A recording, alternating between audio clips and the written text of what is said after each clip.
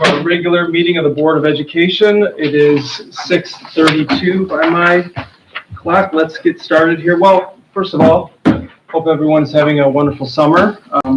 Thank you for being here tonight. We're joined by our Superintendent of Schools, Dr. R.J. Weber, Central Office Leadership Team here in front, the best in the business in my opinion. I also want to acknowledge at least two that I see candidates for school board in the upcoming November election. Vice President Lisa McIntyre and Mr. Ron Frazier. I see. I don't see any of the other ones, but if they come here, we will make it a regular practice to acknowledge them. So before we get into our business, if you'd all rise and join me in the Pledge of Allegiance, please. I pledge allegiance to the flag of the United States of America and to the republic for which it stands, one nation, under God, indivisible, with liberty and justice for all. Thank you so much. So that brings us to the adoption of our agenda, and I will hand it over to our Vice President, Ms. McIntyre, please. Okay, great. Thank you. Hold on. Oh, yeah, there's that. I will not hand it over. Secretary, Ms. Stewart, please. We're out of practice. I know. All right. President Wilson. Here. Vice President McIntyre. I'm here. Treasurer Campbell-Voitel. Here. Trustee Mazurek. Here. Trustee Meyer. Here. Trustee Prescott. And Secretary Stewart. I'm here. Excellent. Thank you so much. That will bring us, as promised, 30 seconds ago, to number 4, the adoption of our agenda. Ms. McIntyre, please. All right. I'd like to bring forth motion 8 that the agenda be adopted as presented. Support.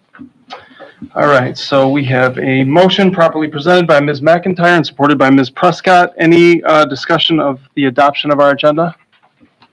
All those in favor? Aye. Any opposed? All right, our agenda passes. Thank you. That brings us to number 5, our consent resolutions. Again, I'll hand it over to our Vice President, please. Okay. I'd like to bring forth motion 9 that the board accept the consent agenda items for approval as presented. This includes 5A, minutes of the July 23rd, 2024 Board of Education meeting. 5B, minutes of the July 23rd, 2024 closed session meeting of the Board of Education. 5C, leave of absence request for the 24-25 school year. D, renewal of instructional materials for the 24-25 school year. E, overnight and or out-of-state field trip request that includes NHS girls golf tournament in Grand Haven, Michigan from September 29th through the 30th, 2024. Also includes NHS girls golf state finals in Big Rapids, Michigan from October 17th through the 19th, 2024. E3, NHS girls golf tournament in Big Rapids, Michigan from October 3rd to the 5th, 2024. And F, bill warrants totaling $3,023,265.74. Support. All right. So we have a motion properly presented by Ms. McIntyre and supported by Dr. Campbell-Voitel. Before we vote on this, just a little word about what our consent resolutions are. As you heard, there are a number of items in our consent resolutions. They are minutes of past board meetings, and they all looked good to me. There are also, field trip requests for wonderful trips for our sports teams.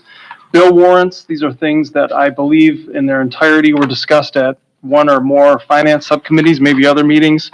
We as a board have had all these materials in advance, and there's usually no reason to spend too much time discussing them. So just a little, yep. Can I ask about something that's at our seats? We also have a board calendar, and I know that's not on the list that Vice President McIntyre led, but it's also not on our agenda. It's already been approved. It was just a hard copy for me. It was approved. Okay, At a maybe it previous was. meeting, a couple, like in May or June. Okay, I'm gonna save I have a worry about it, but okay.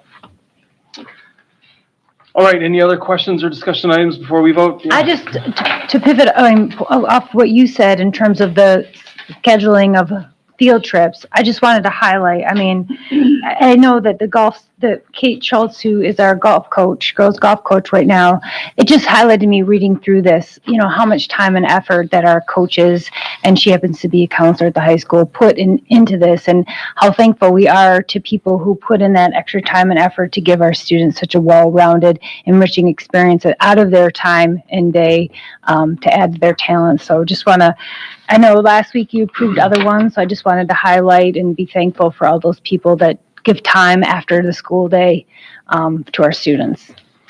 Absolutely, well said. Anything else? All right, all those in favor? Aye. Any opposed? Excellent. So our consent resolution's passed. Thank you for that. That brings us to number 6, our communications. I'll hand it over to our secretary, Ms. Stewart, please. Okay. We've received multiple emails to our NPS BOE at northvilleschools.org email address.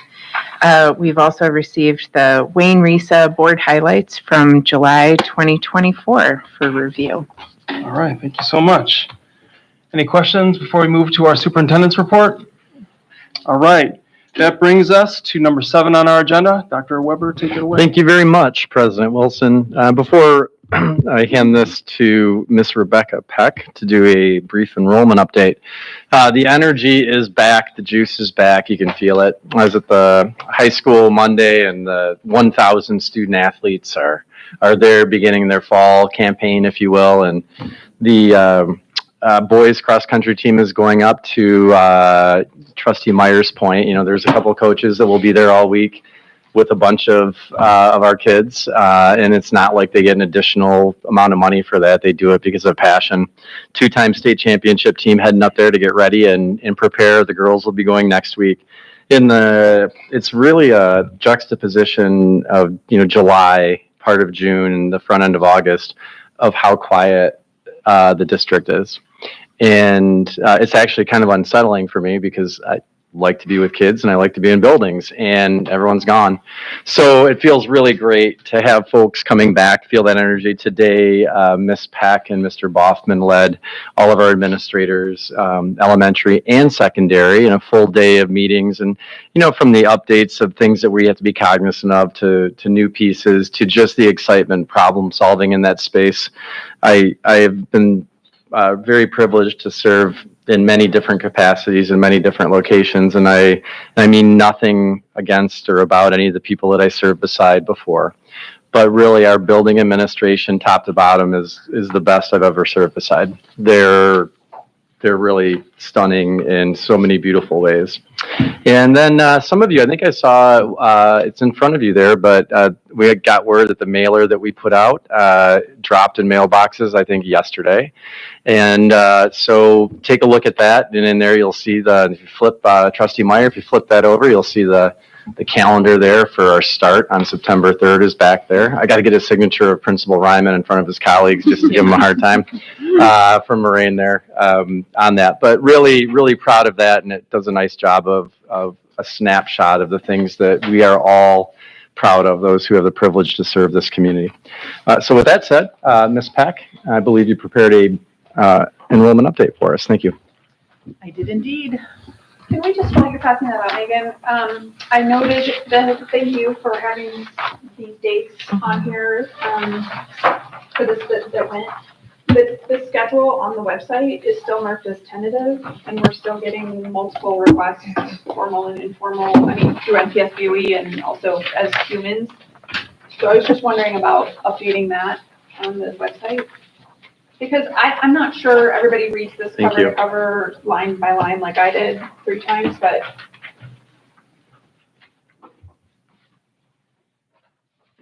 We'll get that fixed right away. Unaware. On the main website, that scrolls through, it just says the start date. So you're talking about where when you click on calendar, it says tentative still? Yeah, it says district tentative calendar, but I'm not sure. If it says the start date, please, I don't want to give you guys extra work. I just think it does. I think it says the start date, but I don't think it has the other dates that are listed on the back here with Gotcha. does it list the start date? the winter break or spring break. Right, just so you know, the calendar is marked tentative. If you guys saw it on the website, like, I can start, telling people on the website. Definitely seen the first day of school has been set, Right. So that's- blasted, I feel like. Yeah. There's also a note that says it's tentative and pending final negotiations. So we continue to negotiate in good faith with the NEA for a new contract. We do have agreement around that first day of school being Tuesday, September 3rd. So there is no disputing that. Nonetheless, it's good practice for the district to continue to note it as tentative until we have an agreement. Again, we're working hard. Met with the NEA yesterday, and then we'll be meeting are having discussions with them again later this week. So we're working hard toward a calendar, but as it stands, it's still tentative. But again, the parties do agree that the first day of school will be Tuesday, September 3rd. And then the break dates as far as winter break during the holiday season, midwinter break, and spring break, those are part of the Wayne County Common Calendar. So those we can ensure are going to be part of this agreement moving forward. And the PD day on there that's on the calendar as well is an election day. So that's obviously something that has to be set in that way due to the fact that our community public schools are centers of community, which means they're polling places as well. So the community uses those schools. So that's why you'll see the green box on that as well. And that is all indeed on our website.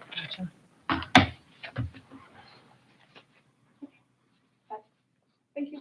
All right. Enrollment. All right, enrollment. So you have in front of you, you all have seen this before. This is and you're going to see it for the next probably 3 or 4 weeks. This is our enrollment update by building, by classes. So we'll start on page 1. You can see that we've got currently our total enrollment in our elementary program is 2657, which is about 50 students down from last year. You can kind of, we can walk through this one at a time. Maybe it's probably easier to ask, do you have any questions about where we're at with our elementary enrollment? Just talk a little bit about the splits and talk a little bit about where was the problem we had last year? Was it Winchester or? Winchester, yep. That program always kind of gets bigger. Well, I know it moves. We had it at first grade. And I don't remember if we're at second grade or third grade now, but I know that's a perennial one. We've talked about it years past. Let's make sure we are looking at it now. Yeah. So let's talk about the splits first. So right now we have 3 buildings that have 3 splits occurring. Ammerman has a 1-2 split. Moraine has a 4-5 split. And Ridgewood has a 1-2 split. You'll notice on that split column where it says split in the middle, that average class size, that is the class size because there's only 1 split classroom. So our goal is always to keep that class at 24 or less. Now the principals will kind of move around with this along with the teachers. They'll kind of assess the situation. So, it might be 20 in the split class and it might be a little bit more in the other classes. It really depends situationally on what the educators feel is most appropriate. But 24 is the highest we would go in a split class. Then you can see what it turns into the averages, for example, at Ammerman. That makes the first grade classrooms 24 average and the second grade classrooms 24 average. Okay. So, just following up on Jim's point, why would we not make it 21-person average class in the second grade at Winchester? I thought 28 was above our size. So it's not. That's the 28 is the size. Yep. And that class is being watched right now to see, should we be adding another section? Shouldn't we be adding another section? You can see in our kindergarten at Winchester, we added a 4th section there. We were at 25, 26 in those classes. So we dropped that down to 20. We're watching that classroom right now. The one thing I want to remind everyone, and this is we've been enrolling. That's what we've been doing all summer long, right? Our admin assistants came back this week. So they're taking all of the phone calls, they're responding to all of the voicemails, and they're responding to all of the emails. We also sent out registration today. So those of you that have kids in the district should have gotten your registration. Yeah. Those are 2 areas where we will probably see a dip. Because folks that have relocated, moved out of district, are letting us know. So we didn't know until now. So next week, you might see some different numbers in there. If those numbers, once this week settles in, right, and we've got a better idea of that group, that larger group of folks that have moved out, we can make some adjustments at that point.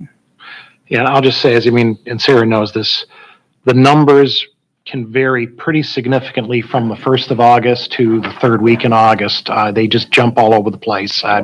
If we were to look at these numbers last week, if we'd had a meeting, they'd be probably significantly They different. were but- way different. but- Now, I will, sorry to interrupt. But I will you. say, just, let's keep an eye on these things. We are. And if we have to make a last minute adjustment, we'll figure out how to do it. So just today, we had a situation at Thornton Creek where I updated this. Our first grade classroom went, it just went crazy in the last week. The registration started coming in, talked to the principal. He had his admin contact all of his first grade families. This is the level of work that our folks are doing in the buildings. Did contact the first grade families just to make sure, hey, are we still sitting at this number? Are we going to, lose anyone? 81 is what we're confidently sitting at. So we added a section today. So Brian has posted an elementary position. So we're starting to fill that well back up again in the event that we do need to add some classes. But yes, we are watching those.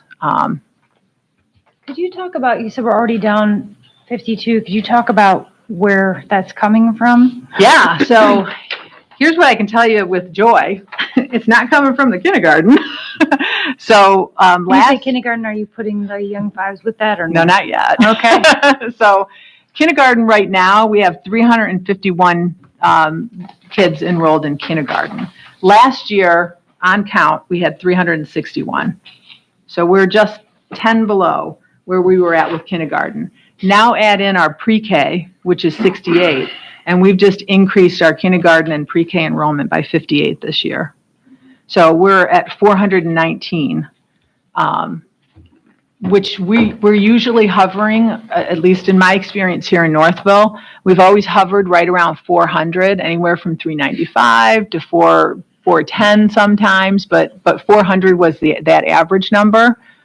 We've extended beyond that by almost 20, and I can only say that it's young fives.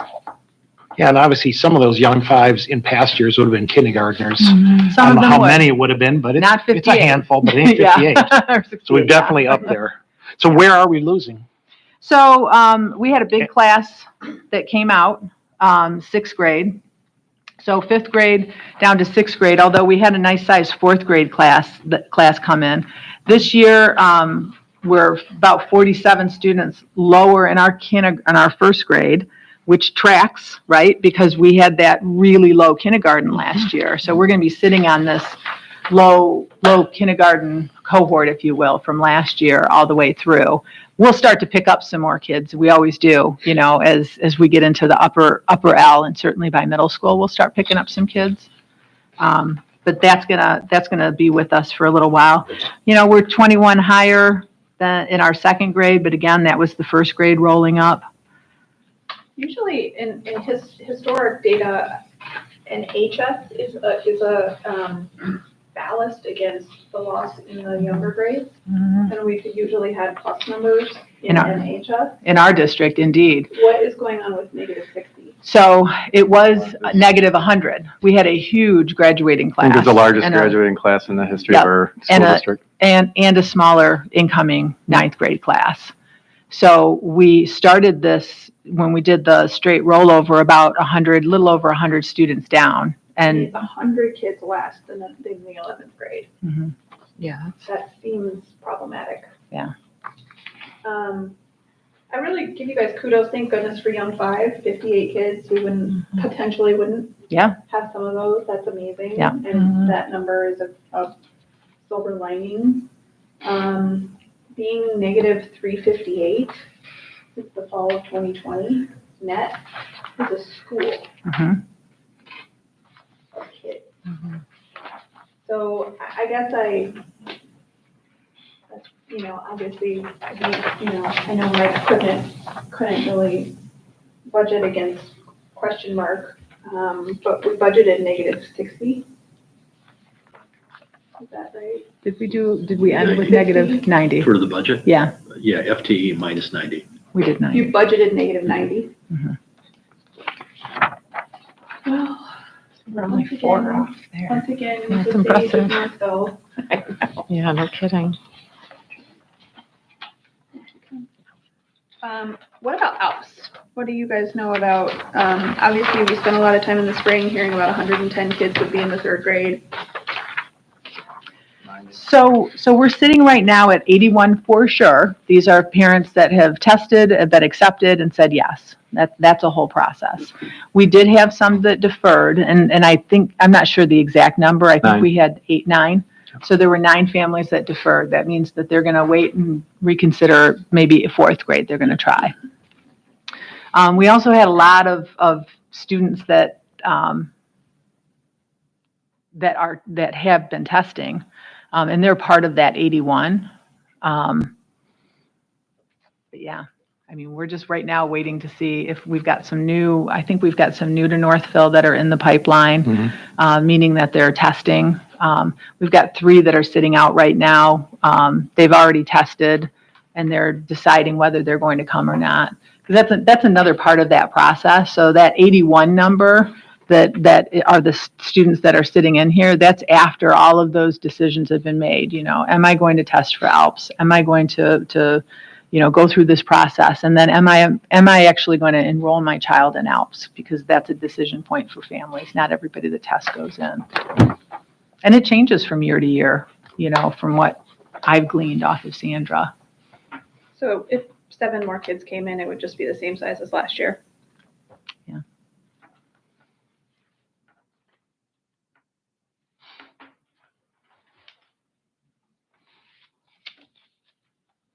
Okay, let's just keep a pulse on this. I do know that once the principals are in and calling students or calling parents, this thing is liable to have lots of ups and downs of the next days and that. So where you can, give us some updates on Fridays, just, if you see any big changes. Obviously, if it's onesie, twosies, not a big deal. But if you see any big swings or things like that, let us know about that on the Friday updates. Yeah. Thank you. Yeah, definitely want to watch that ALPS number, right? That was a big conversation and a lot of questioning. And, at this point, it looks like we're at the number that we were at last year, and we're moving that 3rd grade cohort over to Silver Springs. And in part, that's because of the construction and the bigger kindergarten class at Ammerman, with 3 sections there, and then the 3rd section of Ammerman 3rd grade. Correct. Just for reference, how many splits did we have last year? We had 3. We had 3, so we're still at 3. Okay.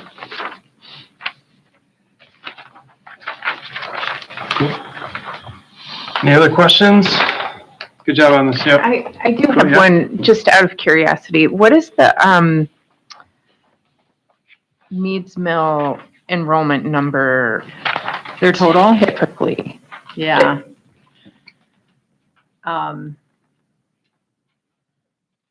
This is low. It has been going lower and lower and lower. So this is, I think when I started, was Meads Mill in the 700s? Like they're 80s. Okay. 80s. Yeah. I mean, some of this, I hate to say this, but is an issue of housing turnovers, right? When you have a lot of people who have locked in at 2.x interest rate, they would consider moving, but they're not. Yeah.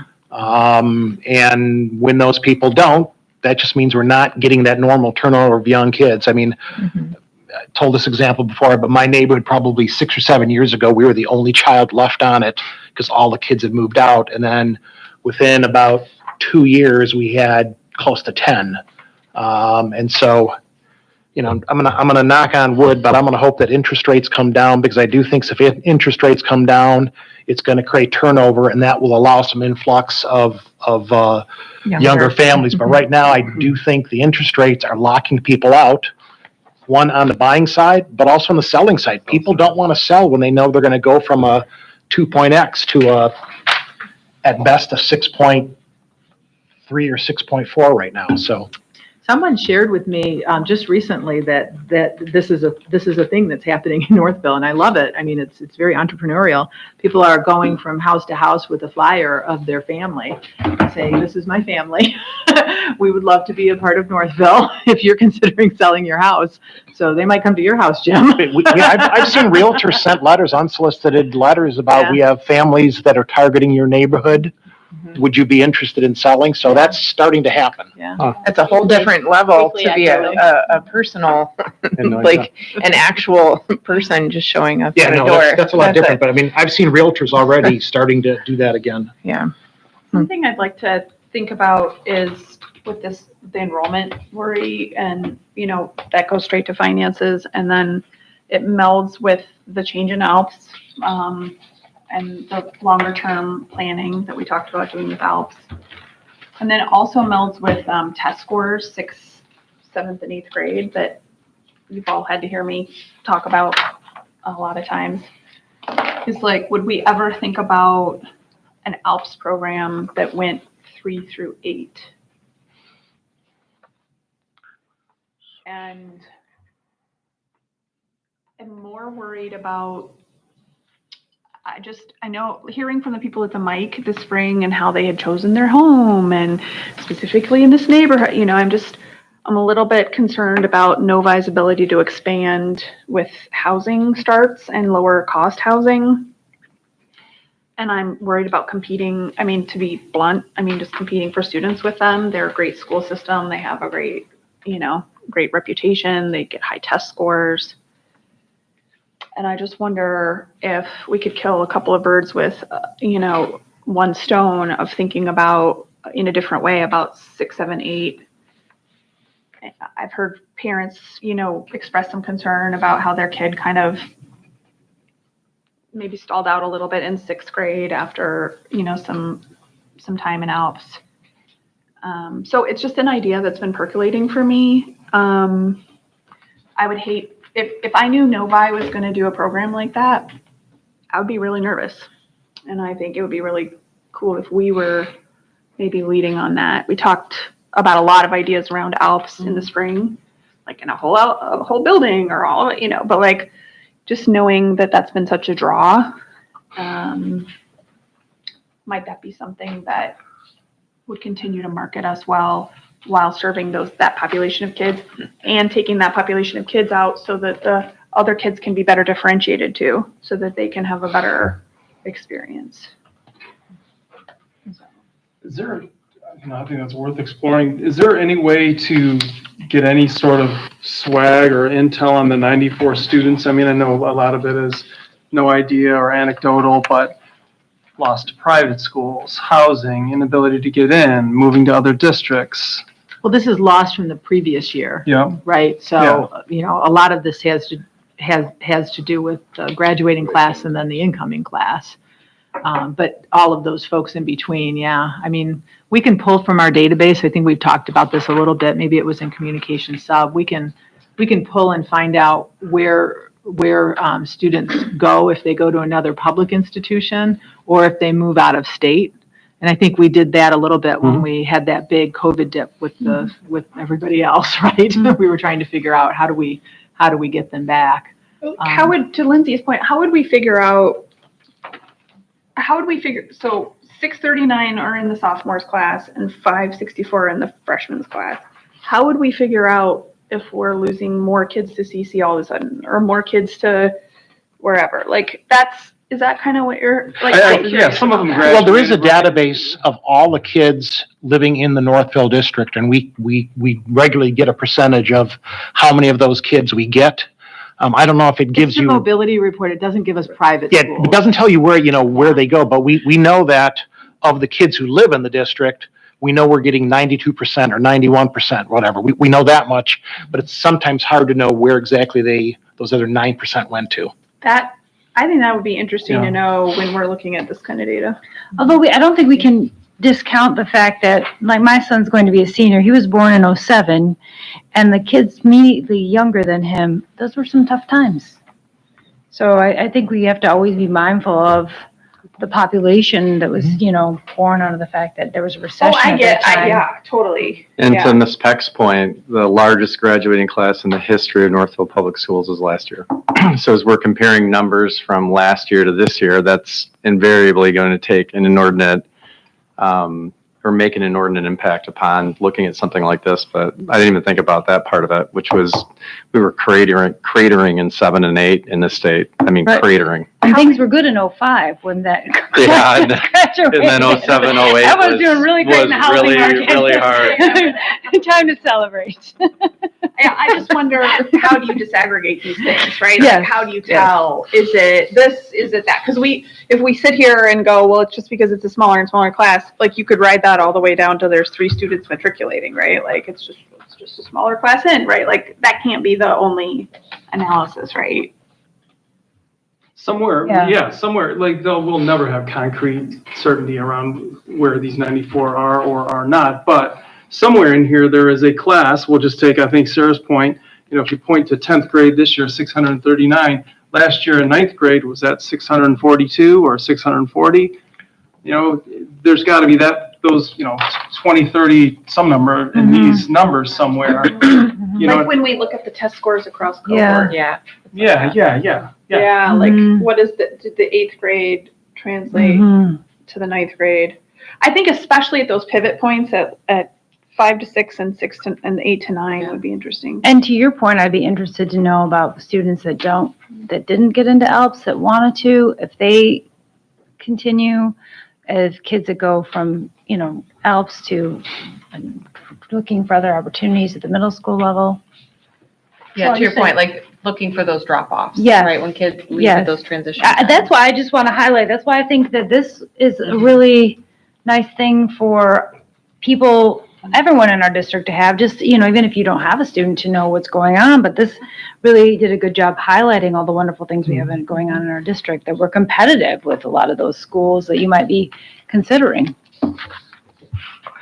We also just got to be conscious of the demographics in general. I mean, the state of Michigan has been shrinking for years. We've been lucky. We've kind of been on a 5-year differential, because there was a lot of districts just went down earlier than us, and we held for probably 5 to 6 years with no drop. And there's some things that you cannot fight, and that is, moms having babies. If they aren't having that many, then it's tough to get them, right? But we do need to, as your point, we need to get the largest percentage we can of the students, convince them why this is a better place to go.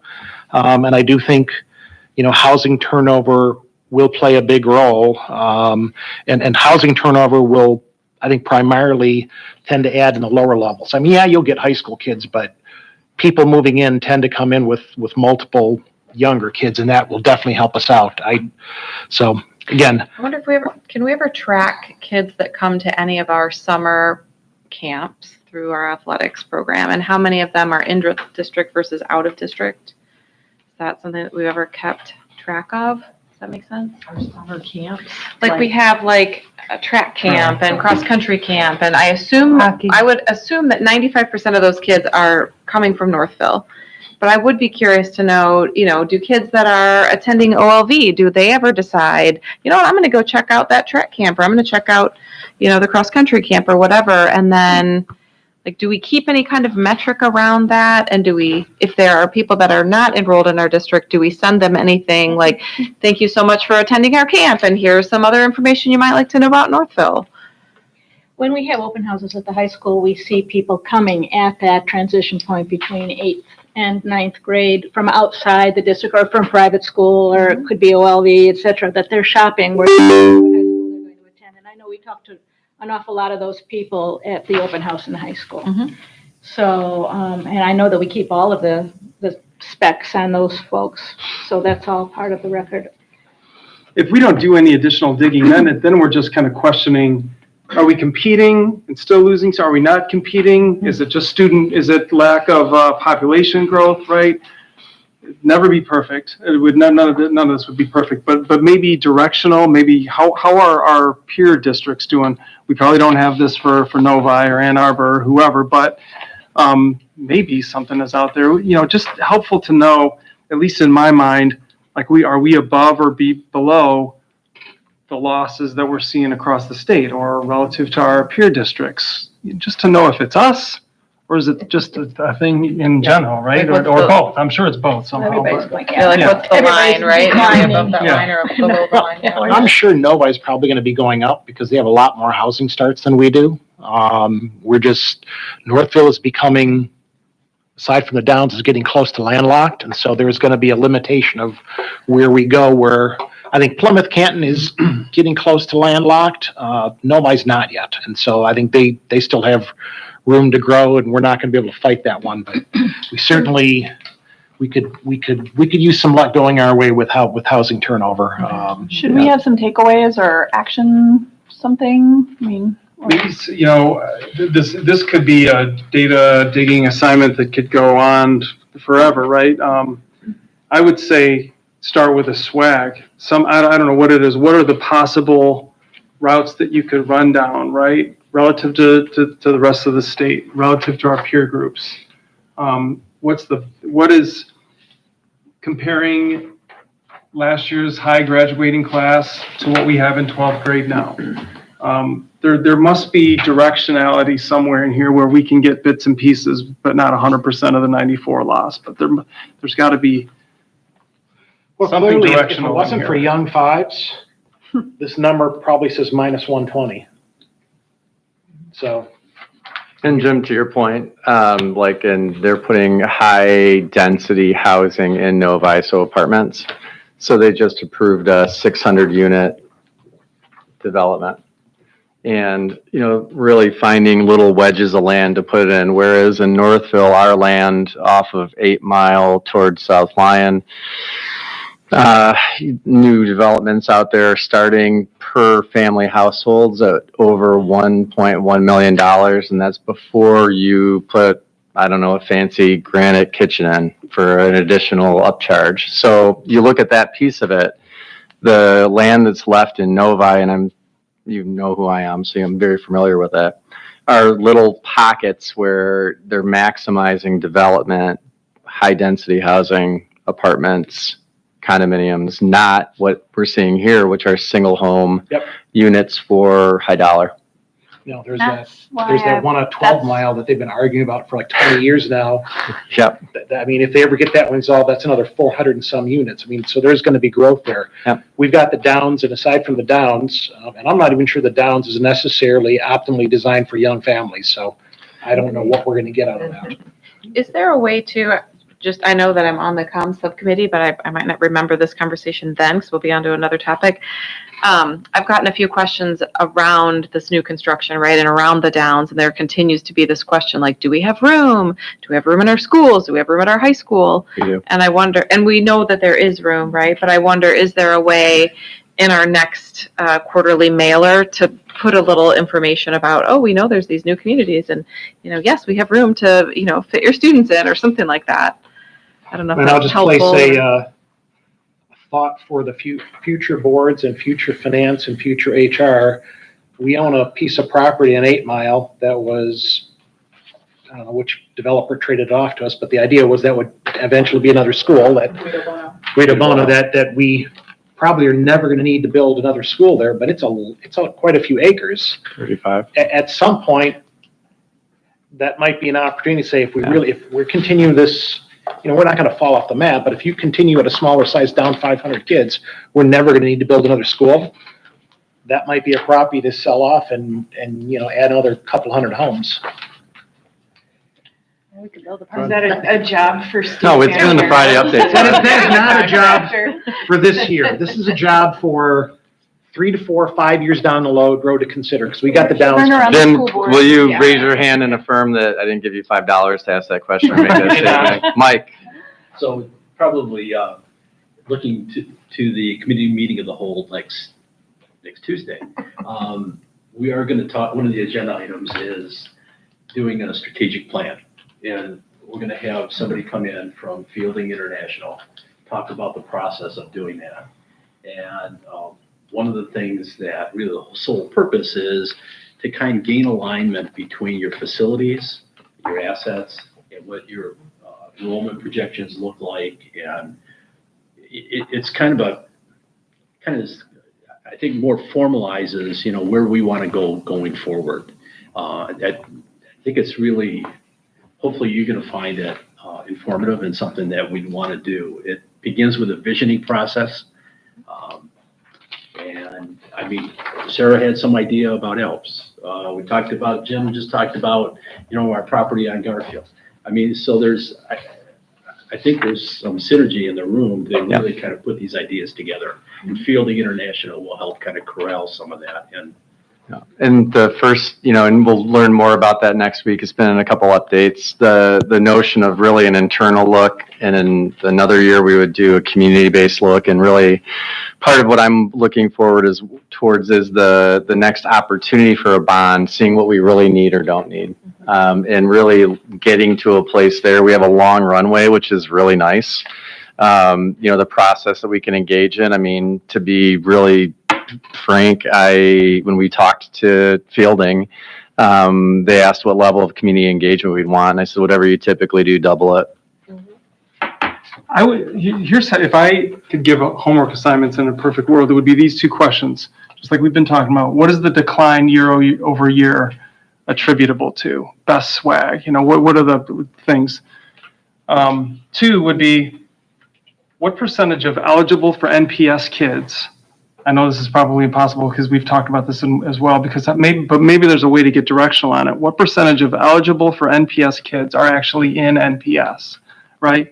Maybe we could figure out, 100% of the kids that are eligible to go to school here is whatever, 8,000 kids. We are getting 6,700 of them, right? How does that compare, right? If we're competing, that's the number that we should know or get some directionality again on, and never get perfect. Or is it down? Is it up? Is it Relative? Yeah.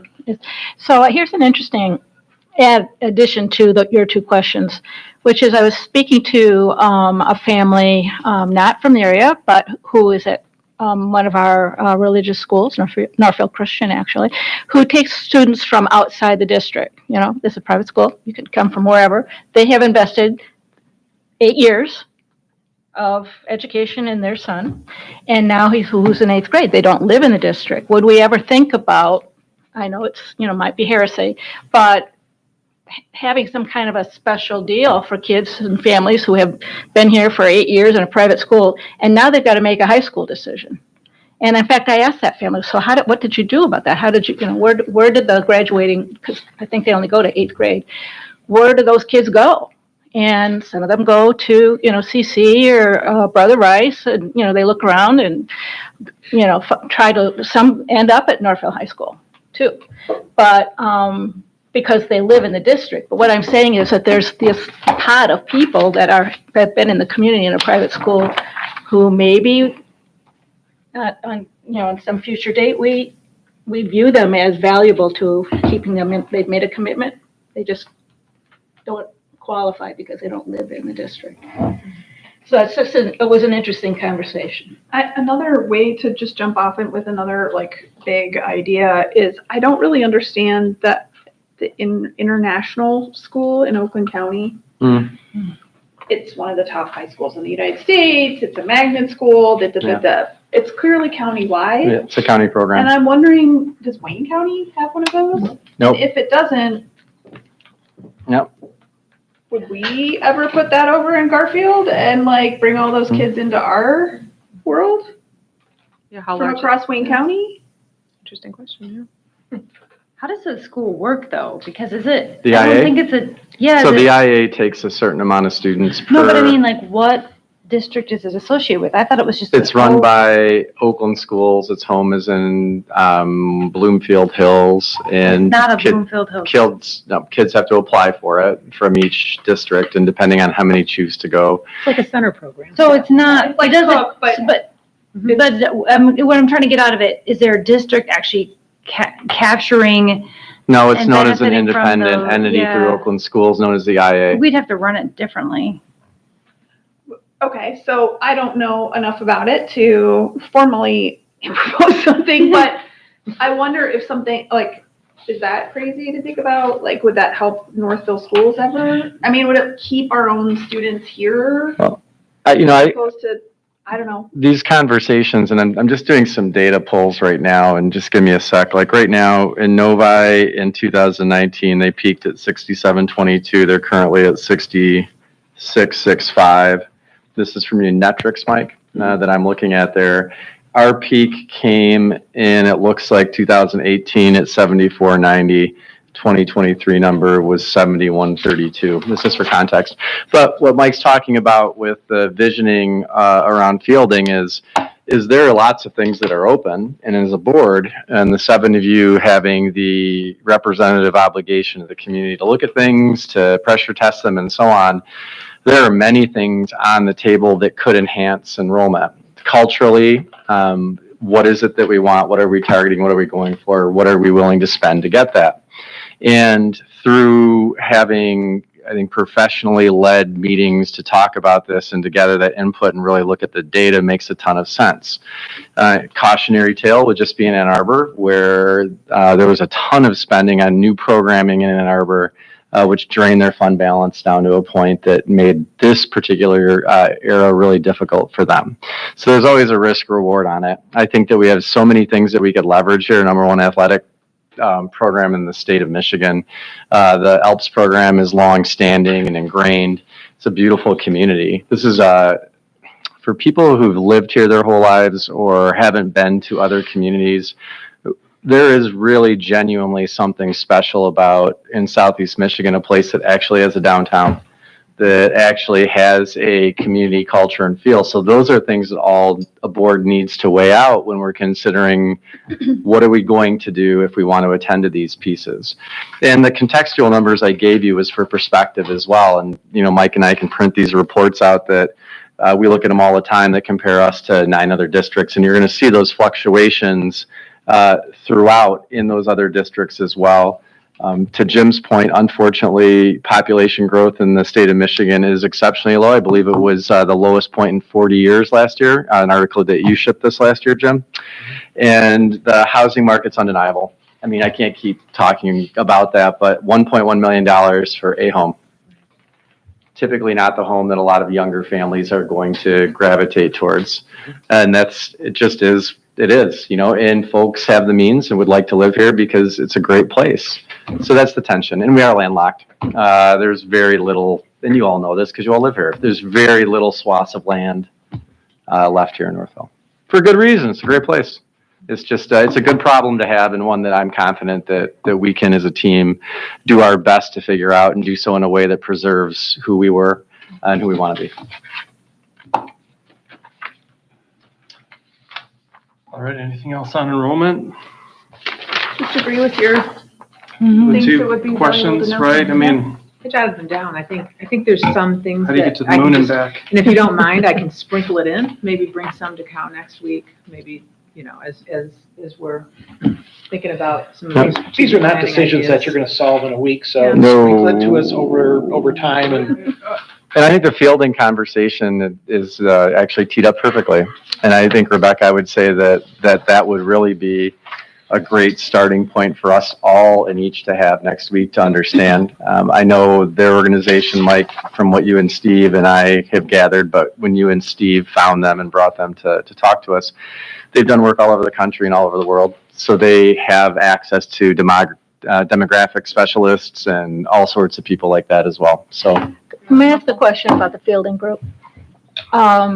So that's specifically facilities focused strategic plan. I'm thinking about our district plan, No. academic. Is it going to be? no, actually the core of it, the core of what they do and what makes them really unique is the fact that they center their planning on the educational program of the districts they work with. So our district plan, Mm-hmm. strategic plan, if you want to call it that, Absolutely. improvement plan is another term, is, we're coming to the end of our 5-year plan. So Mhm. this fielding exercise will be part of. Could dovetail really nicely with that. And Okay. just thinking long form, my first year here 2 years ago, and many of you were involved in many of those meetings in going for a bond. You know, the fact is that I want us to have much more runway before we decide and go for something like that than, you know, respectfully half a year or a year. That's important. Okay, good. Thank you. I think it also goes into that transparency piece, right, that we keep talking about, that we're transparent about, this is our plan, this is what we want to look for as we're looking for bonds, and not to keep belaboring that, but I think that's important for the Well, community you to know were- that too. You and Lindsay were really quite involved with the leadership on that for the board. And so I really appreciate you, holding up those kind of exemplars every time we say the bond word, that's really valuable. So thank you for that.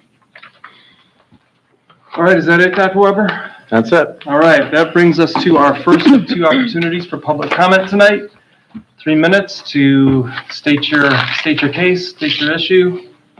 I don't have any green cards here. We got one. Oh, we do have one. I didn't serving. Absolutely, bring it on I up. can wait for the second if I need to, but, Come on Oh, up to no, the podium if you don't You can come mind. up, right over here. oh, thank you. And just so you know, Ms. Pettit, Yes, all right, thank you. 3 minutes. Why don't you give us a real quick introduction to, your connection to the district, and then we'll hear what you have to say. Absolutely. Thank you for the opportunity. My name is Jessica Pettit. I'm the mom of one current Northville public school kiddo and soon to be the mom of two Northville school public kiddos. I'm here to actually comment today on something that came up in the superintendent's report. I'm here to implore the board on an update on the ongoing negotiations with the Northville Education Association. While I understand and respect that you may not be able to provide specific details about negotiations, I'm very surprised by the lack of general updates from the board on the timeline or process of this negotiation. We are currently, as I know this room is well aware, 20 days from the start of school, and our teachers don't have a contract, and our school community does not have a confirmed calendar. I'm sure the lack of teacher contract is most acutely felt by our educators. I'm only speaking today here as a parent. And I can tell you that it's incredibly disruptive to not have a confirmed calendar at this point. We have to plan our school year. We have to plan childcare for times that we don't have school. And we are now really close to a deadline on those issues.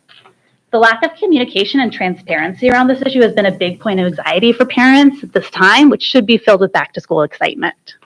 So my question for the board is this: what is the current state of these negotiations, and what is the contingency plan if they're not resolved by August 30th?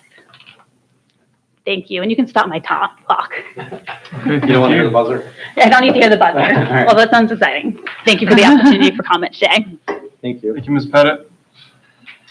Anything else? Any other folks in the public in the audience? All right, we will close our first of two opportunities. There's another one coming up later this evening, as well as an opportunity for questions and comments from board members. That brings us to number 9 on our agenda, our new hire. I'll hand it over to Ms. Meyer, please. Yes, so I'd like to bring forward motion 10, that the board award a 1-year probationary NEA ancillary contract to Kaylee Turok for the 24-25 school year as presented. I'm sorry if I mispronounced your name. Support. All right, we have a motion properly presented by Ms. Meyer and supported by Mr. Mazurik. We have an introduction to this fine candidate, Mr. Sumner. Yes, indeed. Thank you, All right. President Wilson. So yes, Kaylee Turok comes to us from the private practice as an accomplished speech and language pathologist, having completed her bachelor's degree from Grand Valley State and her master's degree from Eastern Michigan. Kaylee's references noted her wonderful disposition and knack for connecting with students, regardless of age, be it in the one-on-one setting or in the group, small group setting. One of the characteristics her references emphasized was Kaylee's leadership skills.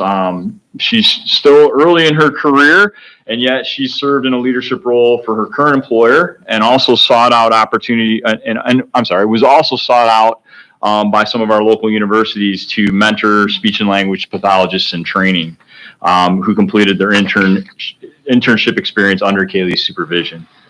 Our team was thoroughly impressed with Kaylee, and we're excited to recommend her to the board this evening for hire as a speech and language pathologist. All right, any questions? It's kind of interesting, her background. I mean, obviously, she has some background in public schools, Farmington, Troy, the Linden Community District, but kind of bringing the private practice piece of it too. I don't know what is it, because I'm not in that particular area, but I don't know how that is, but I think it's a great opportunity to bring some things that maybe we haven't tried, and maybe bring some new ideas. So I like the concept of bringing people that have had foots in both sides of the door, and so I think that's cool. I mean, it looks like since January 21, she's had almost 4 years in the private practice, so. And Ms. Santer, I know that this is a field that's near and dear to your heart, and feel free if you'd like to mention anything on this, but, you know, I know that one of the strengths of our community public schools is that we serve each child no matter what their need may be. And for anyone who's ever had their own speech issues, Miss Galloway was my speech teacher back in the day, and it really does change lives, and I'm going to guess that's probably one of the reasons you went into it, Kaylee. It's pretty amazing how you can transform and take somebody who lacks confidence and is ashamed or shy, and then work with them and get them to a place where they too can sit on the YouTube and talk and not feel scared of it. So thank you for that. But Beth, I know this was something that was part of your field for years and years and years. So anything you'd like to say about speech and language in general? Yeah, I'm actually a former speaker myself, so. Is that how you guys refer? Is that like a, what do they call it, Swiftie? So it's a Swiftie and a Speechy? And actually, Jim, you're right. I also did, one of the nice things about speech training is that you are trained to do clinic, nursing home, rehab. When you graduate with your master's, you can do it all. And when you have worked in those clinical settings, it is only a value add to school. So we feel very lucky to get a candidate that has both. Right, Well, you know, as a grandparent of a child who's benefited from speech, it, you know, was emphasized to us that speech is really directly linked with reading and, you know, which drives academics on multiple levels. So it's really part of our kind of our whole child commitment, and we have great honor for our speech experts in our schools. So thank you very much for coming to us. While we're on the subject, It stands out to me too that Ms. Torek is also able to use sign language. I don't know if that's a new skill that any of our other staff have, but not a new skill, but a skill that is new for you, but or bringing to the district, I guess. Sorry. The other thing that stands out to me is Orton Gillingham. I'm always really happy to see when we're bringing on new staff who are trained in that approach, and love seeing that you've supervised students, because I think we also talk about how do we create a space that we can train new people that want to do this work as well. So great addition. And it's good that I'm really impressed by your professional development and the attention that you're giving that. Are we saying that right, Ms. Torek? Yes. All right, should we make this official? Let's do it. All those in favor? Aye. Any opposed? Welcome aboard, Ms. Torek.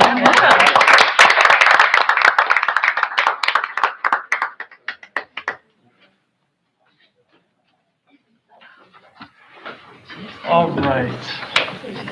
Well, that brings us to number 10 on our agenda, our first reading, and I will hand it over again to our Policy and HR Liaison, Ms. Meyer, please. Yes, I'd like to bring forward motion 11 that the board approve policy 2001, student discrimination and harassment, and policy 4114, student discrimination and harassment, for first reading as presented. All right, we have a motion properly presented by Ms. Meyer and supported by Ms. Stewart. Little introduction to this? Yeah, I just first of all want to thank the other team members on the committee, Secretary Stewart and Trustee Prescott, working alongside Ms. Peck on this. We have to abide by federal regulations, and these update our policies to do so. I don't know, Ms. Peck, if you want to speak further about that. So 2024 Title IX regulations have gone into effect for Michigan, and these new policy changes reflect those updates, along with Elliott Larson, some of the other acts in Michigan that have updated as well. So along with these two policies, there are pretty comprehensive administrative regs. So I, again, thank the team for bearing with me and reviewing those with such great eagle eyes. It's just going to make our investigations and process better. So thank you. It has to be trained on for the entire district staff, Indeed. ASAP. Our staff are receiving training right now. Some of them might be taking the training right now. Our administrators, Beth and I, received the comprehensive training through Troon last week, and all of our administrators will be receiving the full comprehensive training the first ad council in September, so first, second week in September. Good stuff. Hey, Rebecca, are we normally on for policy? Is it like a 3-year rotation you guys do? I think it's about 3 year, 3 or 4 year, whatever it is. Where are we at in that cycle? I'm just thinking that we're going to have board turnover at the end of this year. Are we finishing up a cycle? Are we going to a new one, or are we mid-cycle in that process? We're reviewing, so Miller Johnson is our policy. Yeah. So we pull in all of their updates every quarter and we review and see where the updates need to come. As a matter of fact, the team has to assemble again in September because we have more updates on that. Okay. Yeah. We haven't looked at, like, we haven't done a 3-year cycle where we just pick one out that has, pick out a series that hasn't had any changes and Yeah. looked at all of them. We haven't been doing it like that. Okay. Well, we have added though to each of we have a 4,000 series book. We have added to as new things come in and yeah. Okay, I'm just curious, just given the fact there's definitely going to be turnover, where we're at in that cycle and how that might impact some things, so. I threatened the committee to come back for subcommittee meetings. Just They are open. I know. They're open. I did, since we're talking about it, I did want to say thank you, especially to Sarah. It is invaluable to have her on this subcommittee and pointing out, word changes and additions and options that our lawyers are like, that's really good. We're going to add that to our policy going forward. So thank you. Yeah. but I think we're in a good place, Jim. I Okay. mean, and That's all I was just curious about is, they've been, yeah. I don't want to have a turnover and have this stuff in the middle of nowhere, so let's try to get some things wrapped up so that we don't, so we have a clean handoff, I guess was my only point about asking. Oh, we're wrapping. You're wrapping. Cool. Are you going to be breaking soon too? Only Maybe at in the the Olympics. Australian. Yeah. Oh, right, exactly. Goodness. That was my funny joke for the night. All right, well, any other questions on this? This is just a first reading, but we are voting. Yep. All right. The second reading, we'll finalize it in the Yes. next meeting. Yes. All right, all those in favor? Aye. Any opposed? All right, that passes. One thing, I'm so sorry, I should have said this, just because we're being broadcast. These regulations apply to incidents that happen after August 1st, according to federal law. There are things thank that are you in for that, process, and they will continue with the former way of doing things. So, just I think on the off chance that anyone ever had any question about that, I mean, certainly the staff understand that and are running that, but. All right, that brings us to number 11 on our agenda, and I'll hand it over to our treasurer, Dr. Campbell Voitel, please. Yes, glad to do that. I am pleased to bring motion 12, that the board authorize the administration to renew the contract with Durham Transportation for the 24-25 school year as presented. Support. All right, so we have a motion properly presented by Dr. Campbell Voitel and supported by Ms. McIntyre. Any introduction, comments, questions? Yeah, this is the 12th amendment to the master agreement that was signed in 2011. And one of the things I had planned to do next year, which I'll kind of turn over to my successor, is probably a restatement of the master agreement to kind of fold in all these amendments. But this particular amendment is simply just economics. It is a 4.5% increase from last year. I think the other thing I wanted to mention is part of the restatement. I'm going to recommend that while we don't have to do a formal RFP, we can go out and get a couple of other quotes. And I know I've reached out to First Student and Dean just to kind of make sure that we're competitive, frankly. It's been a while since we've gotten, so many pricing from anybody else. So I think that would be a thing I'm going to kind of suggest to my successor that they might want to look at next year. I do want to mention, we do have a new general manager in Durham this year, Ed Gallagher. He comes to us with 5 years of experience in Ann Arbor. So he's familiar with a large operation. And one of the things that I've asked Ed to do is to see if somehow, some way, he can somehow get some additional staffing to help us alleviate some of our charter costs. So we spend about $250,000 on bus charter costs a year. And so if we can, cut into that expense, avoid the classroom impact at all, this is just something that if they could really make a dent in, I think that would be a real objective for him for next year. So, in any event. Mike, and I thank you for bringing that up, and it was nice to see how amenable he was to that. Yes. Right. And many community members, don't fully understand that just in athletic events, we spent $180,000 last year in charter buses to get kids back and forth. And it's because, well, you have the buses, but it's having the drivers, obviously, to operate said buses. So this is so interesting. So, because for $250,000 a year, you could buy a whole bus and then pay a guy or gal $100,000, and then you'd pocket $50,000. Right. But the issue is, when we talked about this in finance You've got committee, we multiple actually have more buses. We have the buses, so we don't have to buy anything. $250 We just need the people. staff? It's $250 we pay to a charter.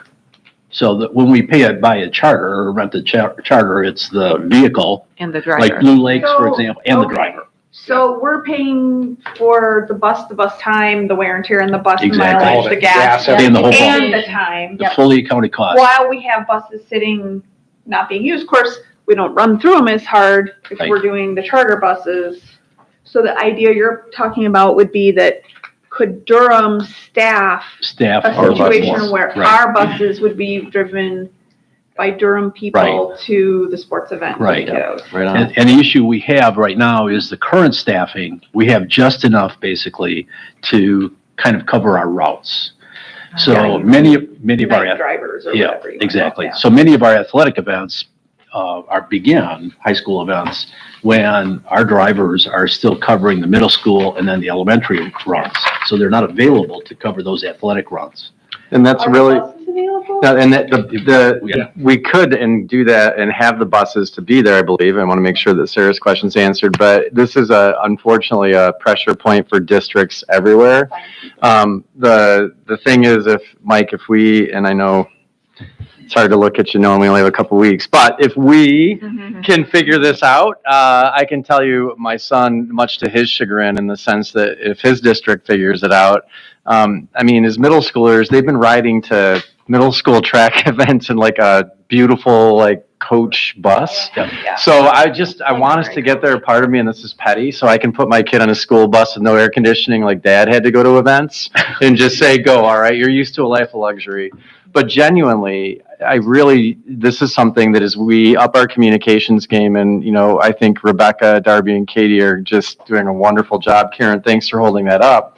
But how do we educate our community around these costs that people might not think of, that we incur every year, every day on those pieces of it? And it's real. Those are very real costs. You're gonna get rid of all busing, charter busing, you're always gonna have a small portion, but Right. if we could pull half my of it gosh, in, Exactly. you're talking, and even if you pay the More bus teachers for drivers, Winchester. we pay for another teacher. Think of what we could do with the money. Absolutely, and the roadblock, maybe pun intended on this, like, is it because Durham doesn't? do they have- Roadblocks is staffing, basically. So they don't want to staff, or they Oh, cannot? no, staff? they do want to They can't staff. find The human- Do shortage. do they guarantee a certain number of hours, or? Yeah, Durham and for regular runs, Mhm. they do have a 6-hour minimum. Okay, So, Guaranteed minimum. It's guaranteed You get minimum. Paid 6 hours. right. so how would this factor into that? If they added more staff, would they have to guarantee all those people also a 6-hour minimum? Well, what they could do is they could use some casual drivers. Some districts, Like an on-call person? some on call, right, or subs that they could have available, Or you can Floats. guarantee amount per month. They might right. float, across, Durham is a large Yeah, company. that's true. Are Durham employees, do they do routes in other districts? Do they only do it for the district in which they're hired? Right. Okay. Several of the drivers, what they'll do is they'll do a morning run, then they'll have like a part-time job in between, and then come Okay. back in the afternoon. Okay, So we But could If we could have a use couple extra part-time- people hired, right? One, they could fill in occasionally when we need it, but then we could, between the 28, we could figure out how to Exactly. cover, half of the half of the runs for that. And that would save us a big amount of money. Like, it's 80, 90, $100,000 I in we your haven't pocket. wrung this out of the system yet. Is this an issue that's gone up with the COVID? Like, are we spending more on busing than we were pre-COVID? It has increased. Part of the reason, not necessarily COVID, but the KLAA, I mean, we've got the composition of the KLAA has changed over the last few years. We go now to Howell, we go to Heartland. And we've got a So we're lot of going kids. farther and it's a little longer. Yeah. Means that they have to leave earlier. When buses leave earlier, that means it short circuits their ability to do Okay. athletic runs. Okay. When I was finance chair Track and field. 4 years ago, we're I was running bitching 4 or about 5 this, about buses. how much money we spend. So Yeah, but this has been going on a while. Yeah. It just, we didn't even have enough bus drivers to fill our own routes. So Right. it wasn't practical to talk about this. No. It's only Bus drivers now are tough, that's for that sure. we have our own bus drivers filled that we can say, okay, now can we do a couple of incrementals, right? Right. So you kind of have to fill your big hole first before you can talk about this. But I'd be very This is not- disappointed if this cost doesn't come down for next year, or this current year that we're going into, so, You would be disappointed, and that's why Yes. putting this out for an informal yeah, I bid process might get it done. I've told Ed, I said, this is a priority for us, that we need to get these costs down. And he Well, said, kudos to what you've been planning and doing. I have seen the buses practicing repeatedly. They've been practicing the routes.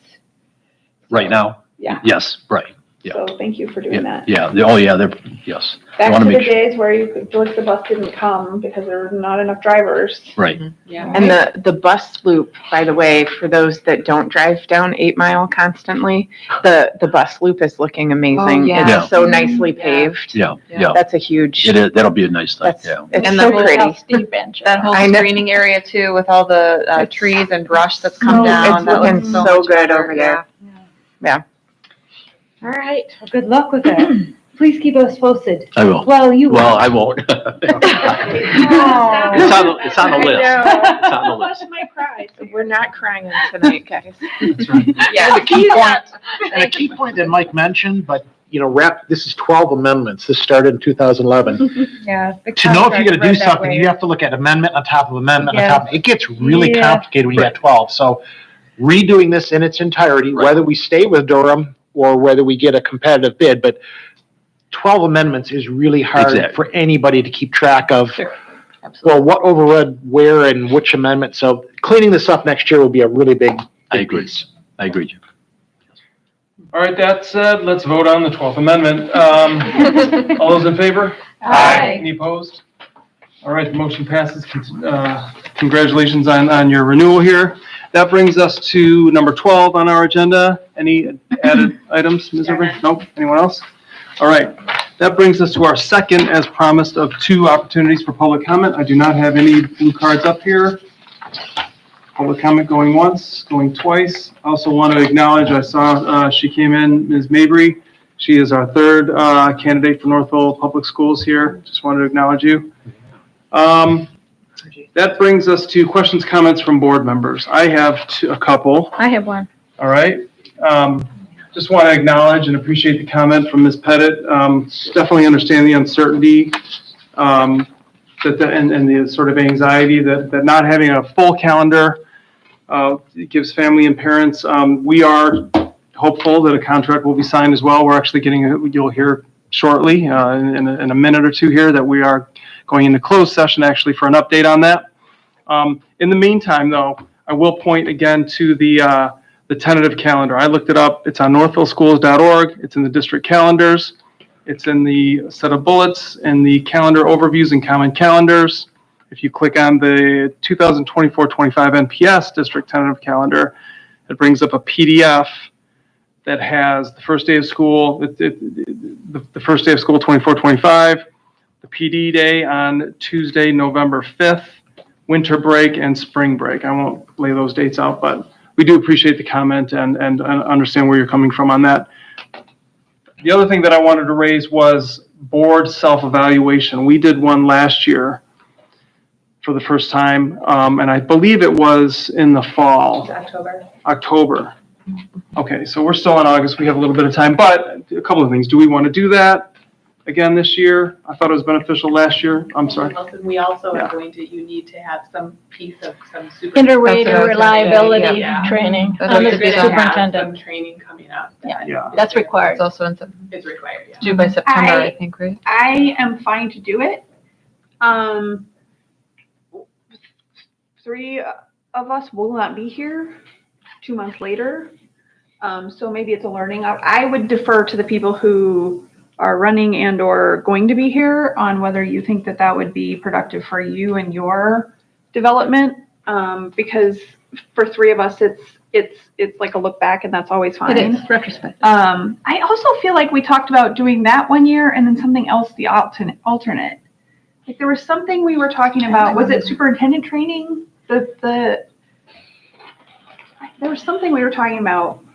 Maybe it is. I don't remember it quite like that, but it would make sense to me that superintendent eval training would be alternating just because of the election cycle, right? Right. Yeah, I think but you you have wouldn't to want have to do had- that. You wouldn't want to do that in the fall, this fall either. Yeah. But this training's This born out training of the is fact that it required. changed, right? Yeah, we have Right. to, it's required. Required. It's required. It's a I mean, that's fine. I statute, just, yeah.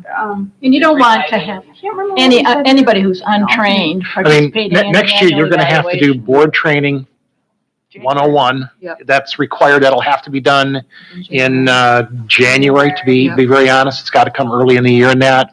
We're gonna you'll have to do the complete retraining for a superintendent evaluation. But So they there's won't gonna, need that until, but they don't need that till the end they of the have a year. year to get that done. Yeah. But that's what we have to do, that's what we have to do, the inter-rater reliability now, so that we can do his evaluation in December. I know, what I'm saying for the new board, Yeah. after January, Okay. they'll have until the next December. Yeah. Before they need to have Right. their stuff. Yep. For the Is new it- people. Is it every year or just every board member needs to have been trained? It's just every board member needs to have been trained. So we don't technically need it this year. But we do need that inter-rater reliability, that is required, that's a new. instrument. Say that again, what's that? What? It's called inter-rater reliability, so as we're all rating a superintendent, that way, inter-rater, that way, the way I rate him is the same way that there's the reliability between each of us. than. Is That that we're using it with validity and reliability. That's right, all right. With our teacher. Did I say it the right way? Rated Right. reliability. So Okay. there's a new piece we have to do. We can't change that. Yeah. You guys can do it, the general training, Next, whenever. September You've or got to do something, some yeah. stuff in January. oh, so your question is, do we want to do the board self-eval? Is that useful for us to think about what we all did that was helpful, or? I think it is useful. I think so.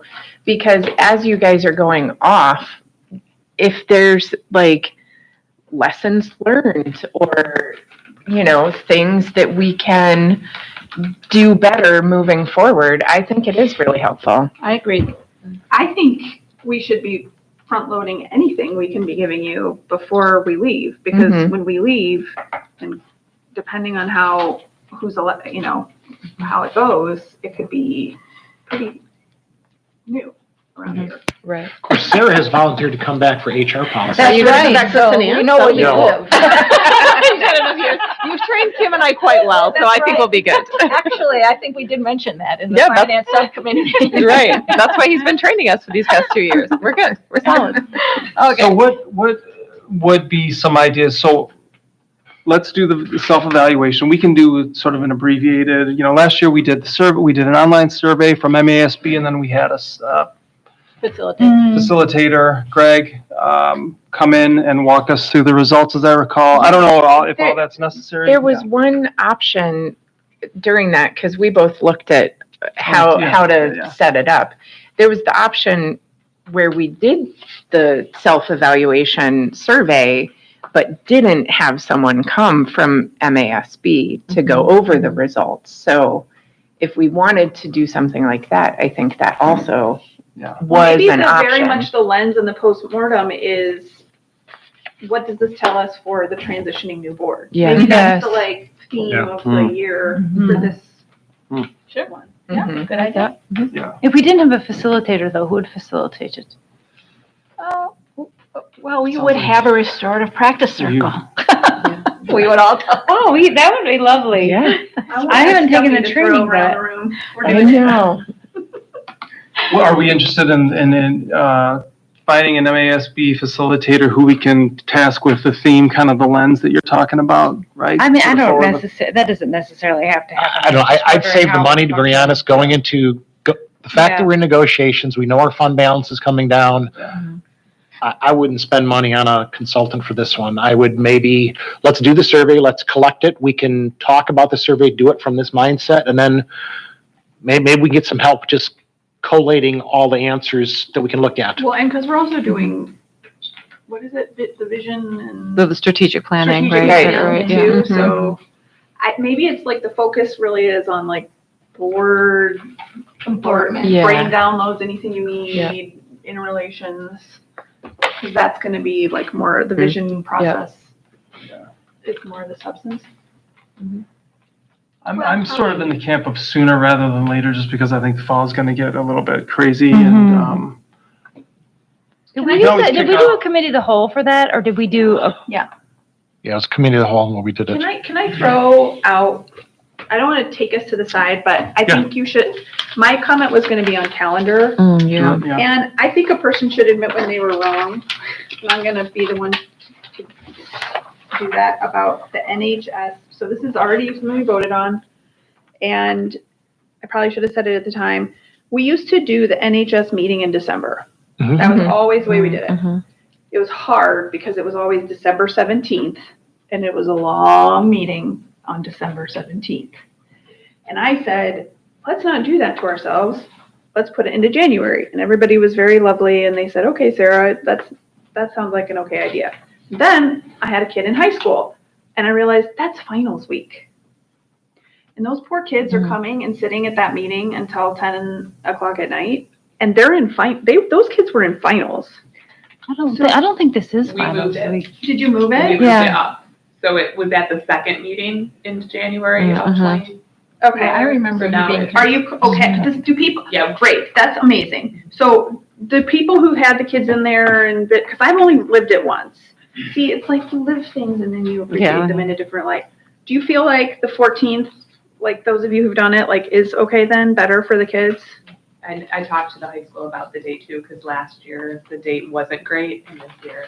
Okay, so they're not, we're good with that. Okay, thank God. Okay, so that, just like thought process in terms of like when things get busy, yeah. Superintendent eval too, because we got to do that in December. Well, that's what, isn't that the 17th or is that? oh, So no, what there we're it is. No, it's looking the at is 10th. either, and if it's committee of the whole, we only have next week, 17th of September, and the, so we'll be doing the October one, if it's. So, yeah, it seems like we need to do this inter-rater reliability in September. Is that Yes. your understanding? Yeah, Based I've on- actually been playing phone tag with Katie from MASA, Okay. trying to get this scheduled. Okay. So is that a board meeting, or would that be a committee of the whole? There is a October 1st date, but I'm just trying to come up with a plan to see if we have to do it here in person, if it's something we can do virtually Yeah. together, because there are different options. Right, I was We hearing all that just had the too. training last year, so I didn't know what we actually need to do. If there's an abbreviated version, I'm not sure. but It seemed we're like gonna find out. MASB was also trying to figure that out, right? They weren't totally prepared for the rollout on the specific date. And it is how to use the instrument. It's not evaluating our superintendent. It's just how to be accurate in the use and the interpretation of the scoring, really. I will have answers possibly by the Friday update. Okay. Cool. Thank you. So do we want to wait till we know that date before we pick the date for our self-eval? Or Yeah, it's either going to be the 17th of September or the 15th of October, right? Well, I've been saving October 1st as a possibility for the training of the rater, whatever is required to do, Okay. whatever. They still have an October 1st virtual option. that Are we you can- thinking that we would do them both at once? Is that the idea? No, because Oh, okay. according to what I'm seeing, it's like 6 to 9 is the Oh, lovely. rater. Okay. It's a 3-hour meeting? Mhm. That's what I'm wondering. We just went through That training. just last seems like year. overkill to me. Yeah, so I'm, Like we As have. a board, I'd push back and say, I don't think so. It's required by law. It is, but I don't know if that 3 I wanna hours see is the my laws. plan. No, I You have bet- to sit for 3 hours. There might be some. Right, you Adjustment. guys all just went through this last year. So if we Well, could- in person, which is also, but we did the whole board, because it Yeah. was. Yep. I'll find So- out. So then we should look at that October 15th as our date to do our board self-eval? So we're thinking? Yep. So that, and then, let's back a month prior to that, or 2 weeks, Yeah. I don't know what it would be, to do the Mhm. evaluation, the self-eval, the online tool. 2 weeks should be good. 2 weeks Well, ahead. and I think it had a deadline. Like once, if Yeah. I'm remembering correctly, it was like once you click start, everyone has to do it within a certain amount of time, or else it like blows up. So Blows. I can go back and I broke my leg and they were like, well, I guess you could listen to it by phone, but. Yeah, you did do it you Oh did it my remotely when that goodness. happened. Yeah, I remember that. The day before I broke my leg and they were like, probably, maybe it's okay. I can go back and double check on that. I'm checking. All right, so tentative 15th, Okay. survey, yep, no facilitator, we'll do it ourselves. Are you gonna go home, Jim, and just cut down the line right here? No offense, I actually already counted. I already counted. Okay, I have. Yeah. I the next person. So it has become clear, this has to do with committee liaison assignments. And I have been double contributing to the Senior Advisory Council as both a appointed council person as well as the rep from the board. But it throws off the voting numbers. So I don't have 2 votes, I can only vote for 1, and so it's really problematic. So I need to choose 1, and I am going to stay on the council as appointed. So we need someone who can attend a third Thursday from 1 until 2:30, in the middle of the day meeting. I can do Thursdays. You can do Thursdays? Okay. Is there anybody else that wants to or is available? I can't do it. I'm looking at. I know. You're only looking at me? cannot do Okay, I can do that. I have the flexibility. Okay, When that's does that terrific. Job and do this. Yeah, I know, Retirement. I know, it's the reality. What is it? It's the third Third Thursday? Thursdays, John might there's be willing to do actually it. a meeting this Thursday. Okay, I do have that one on my calendar for And a they different do reason, really- but I they- can come as the liaison then? Yes, Okay, I will come as the liaison. wonderful. They I have it really in my try to calendar. keep them to an hour. Okay. I so know, what but they ti- never. They come. never do. It's an What? hour and a half. They 1 to really 2:30 try. at the community center downtown. Okay, So it's an opportunity really to update the wider community Yeah. on key issues and accomplishments of the district. It's lovely. okay. Okay, You I would can- like to announce that the law says absolutely nothing about 3 hours. Or 1 hour, or 15 minutes. It just says you have to cover these topics. Perfect. Does it have a date by a certain date? By not later than September 1. Yeah, that's what But I they thought. still had training Yeah, after right. that date, Yeah. so we're working on it. Okay. Any more questions or comments? Any other questions? Mhm. All right, well, that brings us to number 15 on our agenda, our closed session. Ms. Oh, okay. McIntyre, Hold on, let me flip over my page. I'd like to bring forth motion 13 that the board convene in closed session pursuant to Public Act 267 of the Open Meetings Act under Section 8C negotiations. Support.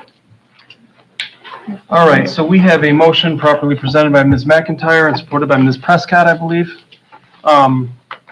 This will require a roll call vote, and for folks here, everybody's exiting, but just so you know, we will be coming back to adjourn formally, but very likely will not have any substantive comment at that point, but you're welcome to stay. That said, roll call, please. All right.